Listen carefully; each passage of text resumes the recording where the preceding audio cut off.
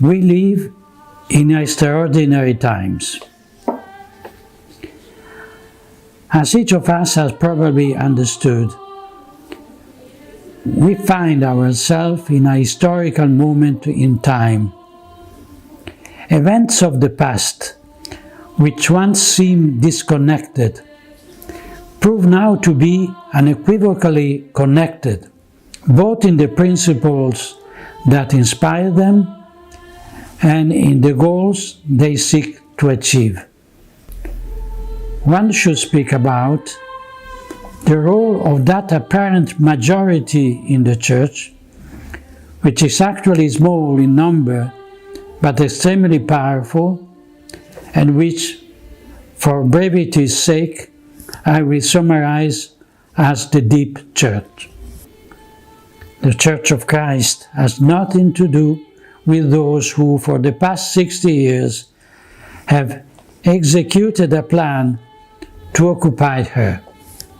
We know that the New World Order project consists in the establishment of tyranny by Freemasonry, a project that dates back to the French Revolution, the Age of Enlightenment, the end of the Catholic monarchies, and the declaration of war on the Church. We can say that the New World Order is the antithesis of Christian society. It would be the realization of the diabolic civitas diaboli, the city of the devil, opposed to the civitas Dei, the city of God, the eternal struggle between the light and darkness, good and evil, God and Satan.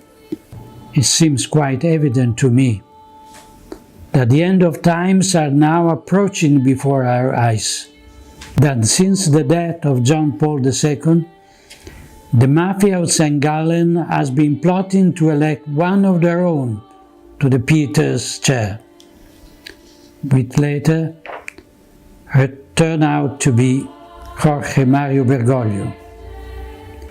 For 60 years, we have witnessed the eclipse of the true Church by an anti-Church that has progressively appropriated her name, occupied the Roman Curia and her dicasteries, dioceses and parishes, seminaries and universities, convents and monasteries.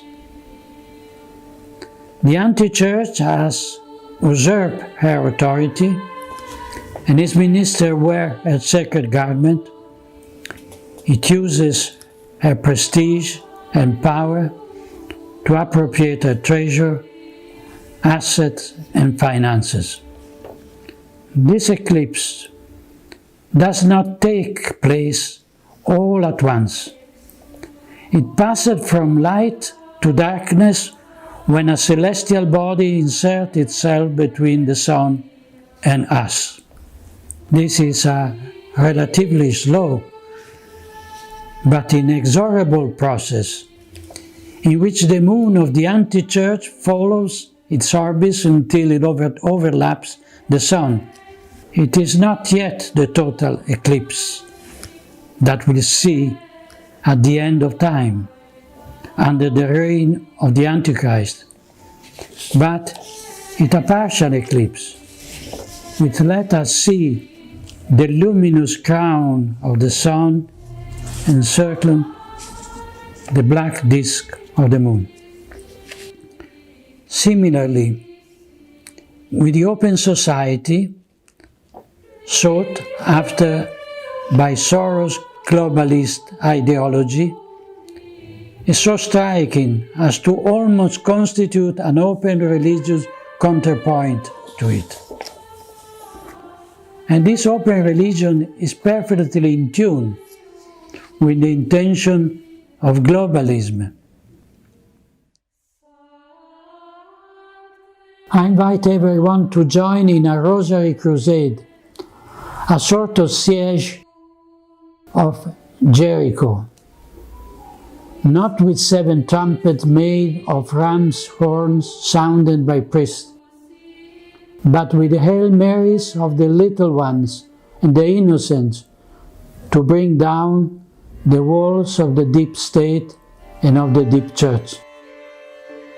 Let us join with little ones in the Black Rosary children, imploring the woman clothed with the sun, that the reign of Our Lady and Mother may be restored, and the eclipse that afflicts us shortened. May God bless this holy intention.